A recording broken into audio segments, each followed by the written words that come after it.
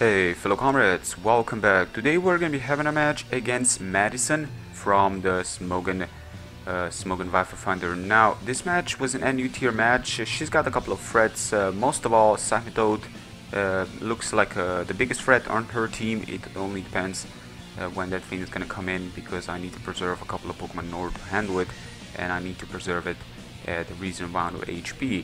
So she does lead with Scolipede. Part of me was actually expecting her to lead with Scolipede, but the thing is, outside of my Golbat with Brave Bird or my Camera Up with Lava Plume, I guess my Camera Up would have been a better choice, just because Lava Plume has a chance to burn, and with super effective damage I guess it's enough to break down the Sash. But I just lead with Golbat, my second best answer, just in case she does lead with something else like a random throw. Who knows, it can happen. I can still break her down. But as you can see, she did go for Rock Slide, trying to flinch me away a little bit further, you know, just to make it a little bit easier, but she didn't flinch me. And again, maybe she was hoping that I'm not as defensive as I am. I'm next defensive, of course. And after that, Sahimitode comes in, which is very, very early. Now the thing is, I was not too sure if Sahimitode can one-shot me after this, because Eviolite, Golbat's really good defense and decent special defense can make up for it. So I decided to stay in, go for the Toxic. Maybe she was predicting me to switch out, fearing like an Ice Beam or something. And then she decided to Rain Dance away. That's a big threat.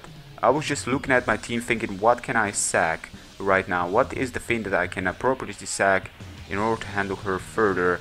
Realizing that my team doesn't really need Seeking all that much. It doesn't really feel that important in order to handle that team. So I decided to go to my Seeking to be a Death Adder, plus take one of his moves because I do resist, so I can manage to go to my Misdreavus. After that, take her Rain Boosted Surf with Life Orb. That is impressive. And go for the Shadow Ball and retaliate. You know, Misdreavus, it's pretty good. This one is EV Train speed and special attack. I believe it's somewhat EV Train HP as well, but it's really good in taking special moves when it's at full HP especially. And I'm actually kind of surprised. I mean, the way she played with it, I guess it would have been a better choice to preserve that Sahimitode for later on, because again, my things were at full HP, most of them, and they could still manage to handle. But then again, Sahimitode +2, you know, yeah. Still, I switch out to my Probopass. She's gonna go for T-Bolt. The way she brought in that Gardevoir, I was kind of going towards Choice Scarf. So I'm gonna go for the Volt Switch, expecting her to switch out. That's exactly what she does. So that does kind of confirm she is Choice Scarf. And I switch out to my Golbat, probably the best answer to throw right now, as I can Whirlwind it away if stuff come down to worse. Reset the sleep. She does have rest. The majority of throws do have bulk up. And seeing how much that Volt Switch did back there, kind of going towards especially defensive throw, that did absolutely no damage, like near no damage to it. Still, I'm gonna go for the Toxic on the switch. She switches out to Wartortle. At first I was not really understanding why she would have made such a switch, but then looking at my team, Wartortle can't really do much, you know, like Sawsbuck for example. And then I have this Golbat that can Toxic Stall it down to nothing. But right now she's gonna switch out to Throw. I'm gonna make her Toxic again, expecting her to switch out maybe even to Gardevoir, because I wanna stall it down. Even if she is Choice Scarf, I can still manage to you know, to get some damage in there better. I guess I could have Brave Bird now that I think about it, but I just decided to go for the Roost this turn, and she's gonna decide to go for the Rest.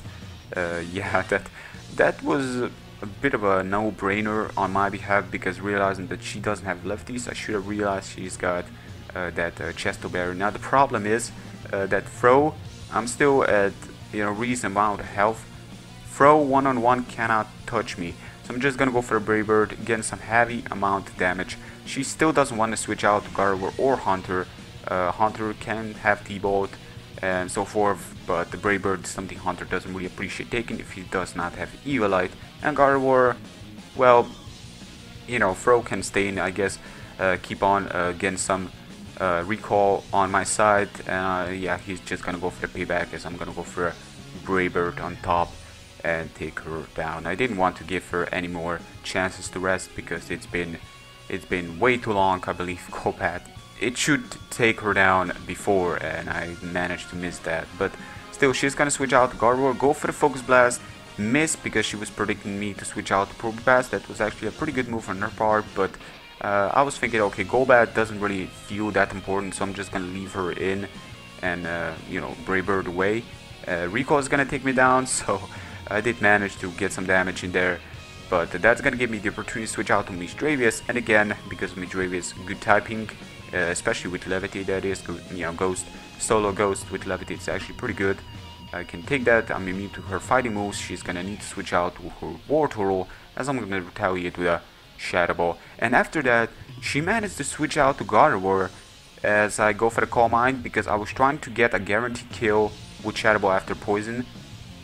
Checking out, I would have probably take her down to the Torrent range, and after that Scald would have easily take me down. So I decided to go for the, you know, Calm Mind, easily take the Scald from Wartortle without a burn, that is, and you know, go from there. But it didn't come down to that, but that still gives me the opportunity to go to my Scarf Sawsbuck. I'm normally naturally faster than him, and I'm jolly, so that's pretty okay. I'm gonna go for a Horn Leech against this Haunter right here, and I'm looking at this Haunter. I'm thinking, okay, that did some respectable damage. She goes for the Hidden Power Ground because I do resist and I'm part Grass type. So I guess again she's expecting me to switch out to my Probopass, because Probopass is a problem, and she did T-Bolt my Probopass back before, so my Air Balloon was broken. I'm gonna go for the Horn Leech right here. Wanna do as much damage as I possibly can to that Haunter of hers, and she switches out. But then I start to get this idea that her Haunter may be a Scarfer as well, so she probably has 2 Scarfers on her team.